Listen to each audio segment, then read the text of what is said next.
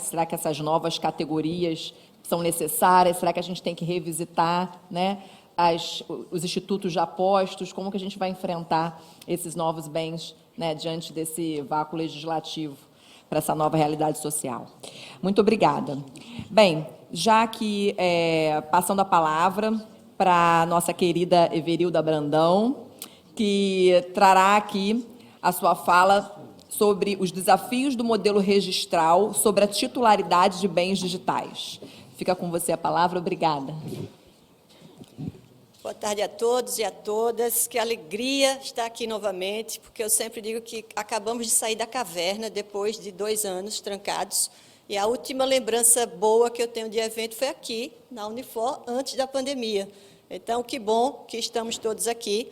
E inicio com meus cumprimentos e agradecimentos a todo o IBD Civil, sintam-se todos abraçados, nas pessoas do professor Gustavo Tepedino, Marcos Errana, Carla, meu querido professor Paulo Lobo, que é sempre o nosso decano, maior orientador, guru, mestre dos magos e mais alguma coisa que você queira.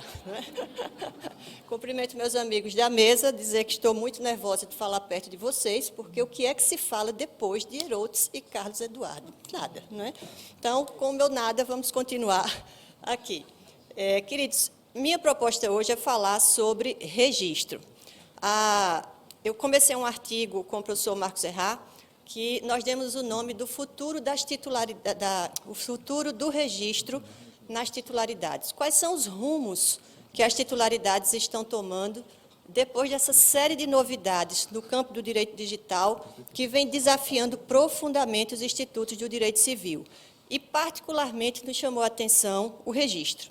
Porque se a gente perceber que a nossa vida está migrando para uma forma digital de viver, nossas experiências de vida estão cada vez mais digitalizadas, como é que fica um direito civil cujo livro do direito de propriedade, o direito das coisas, está centrado naquilo que é corpóreo? Se a gente pensar a propriedade, os tipos de apropriação de bens, que a gente tinha no começo do século XX, um código feito em 1916 para uma sociedade agrícola, quais eram os bens que a gente tinha para dizer que era uma pessoa rica? Bens pesados, casa, carro, fazenda, e quem não tivesse isso era pobre, não é? Eu nunca tive isso, acho que sou pobre até hoje, não é? Mas aí vem um código, aliás, vem uma dinâmica na virada do século, falando em curte e compartilha. Eu não quero mais ter. Eu vivenciei um diálogo de um adolescente, nos seus 16, 17 anos, com os pais na mesa, e o pai todo empolgado: filho, você está perto dos 18, você vai ter um carro para você se deslocar. E ele assim: madeira, velho, quem quer saber de carro? Negócio pesado, tem estacionamento, tem seguro, tem que botar gasolina, eu prefiro Uber. Me deixa onde eu quero, já vem lavado. Se eu posso reclamar, posso não pegar mais aquele carro, não tem estacionamento, já fico na porta. Para que eu quero esse negócio de velho? Né? E aí o pai estarrecido. Como é que alguém poderia ser um homem perto da maioridade e não querer o carro? Porque essa nova geração está dispensando a titularidade.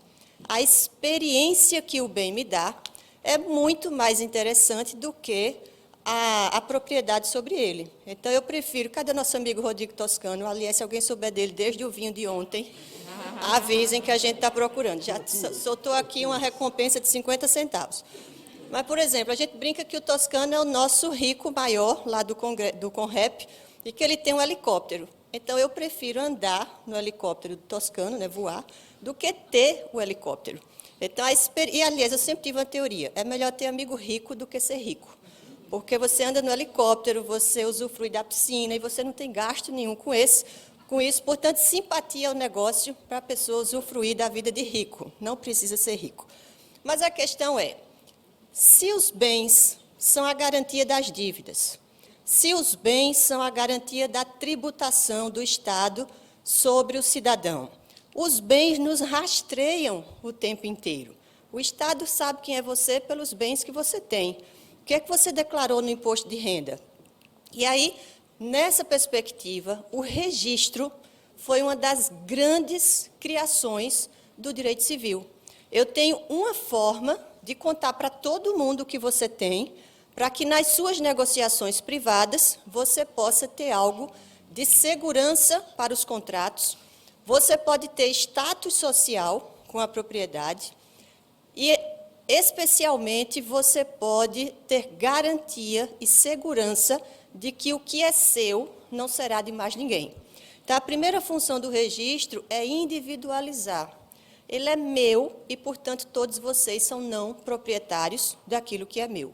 Mas aí vem a era do curte e compartilha, coworking, co-housing, co-house sênior, co-living, multipropriedade. As pessoas, sem se preocupar com a titularidade maior, embora que a multipropriedade entrou nos direitos reais, mas você tem essa perspectiva de que o bem deve servir a muitos, retirando uma característica muito própria, antiga da propriedade, que é a ociosidade.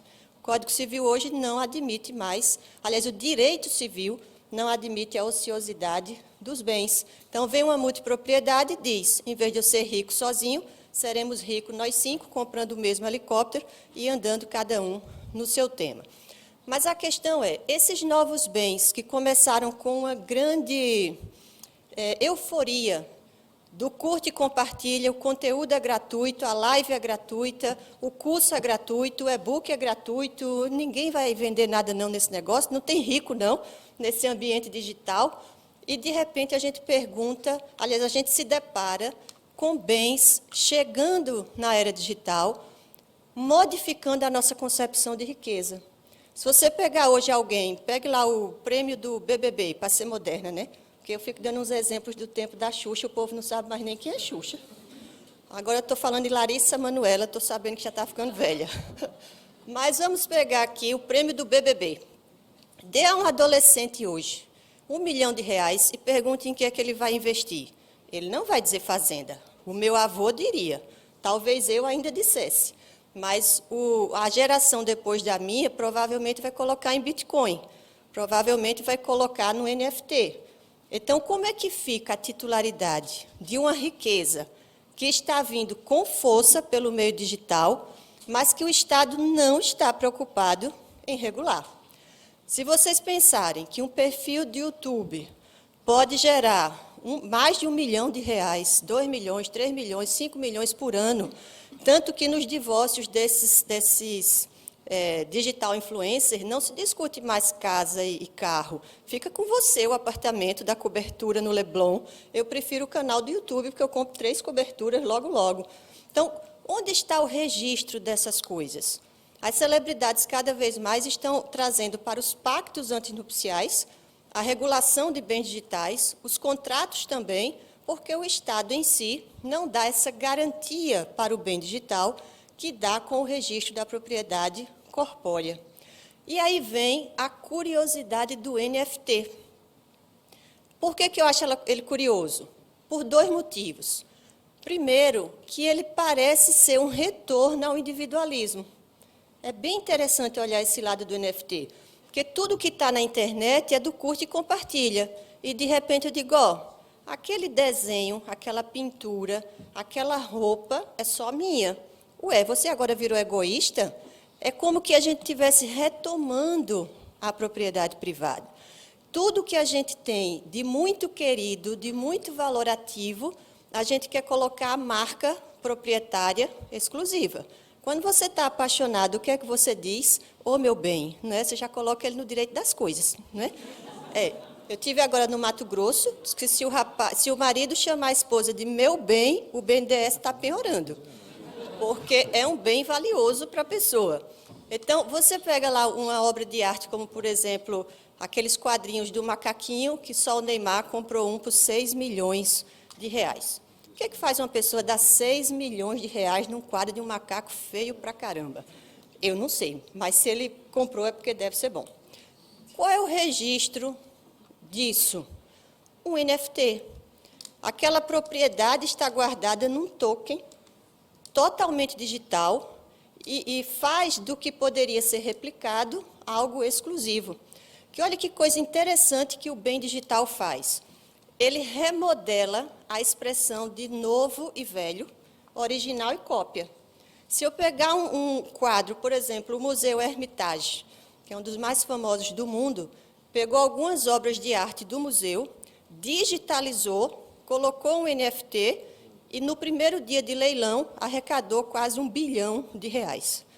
O que é que faz eu querer ter uma obra de arte que está originalmente no museu, mas eu quero a minha cópia digital? É uma figurinha? Não. A concepção do NFT é que você constituiu um outro bem original, que nunca vai ficar velho. Porque no mercado do direito de propriedade, a coisa velha sofre desvalorização.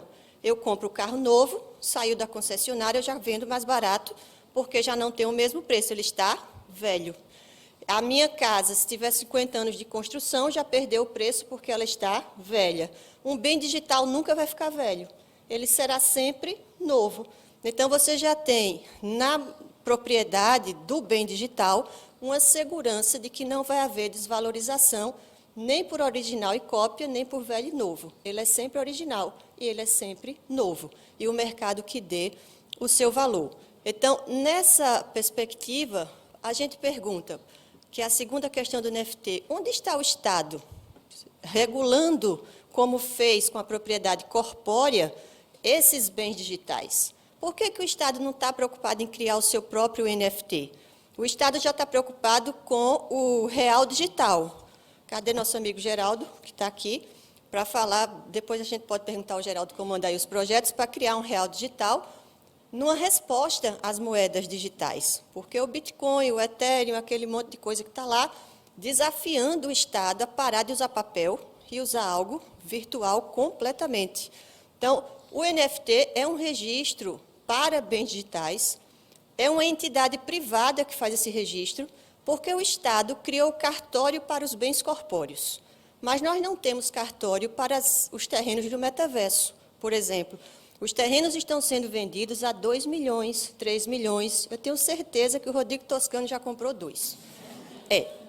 E você vê quem registra, qual é o cartório que existe no metaverso.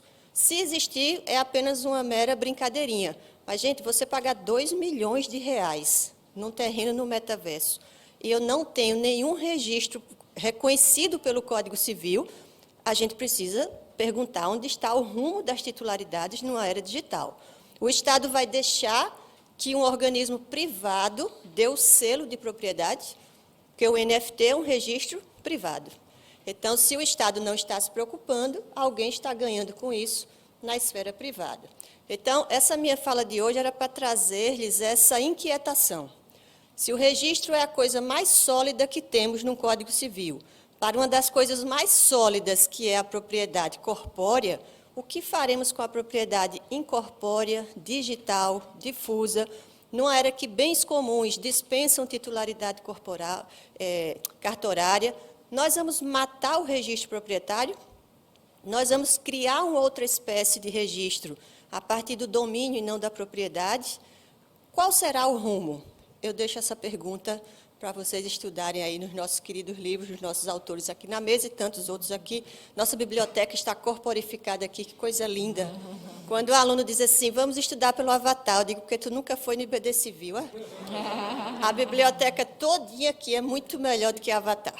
Então, agradeço a todos a observância quieta e e bem elogiosa aqui, todos bem atentos, e espero vê-los numa próxima vez. Muito obrigada.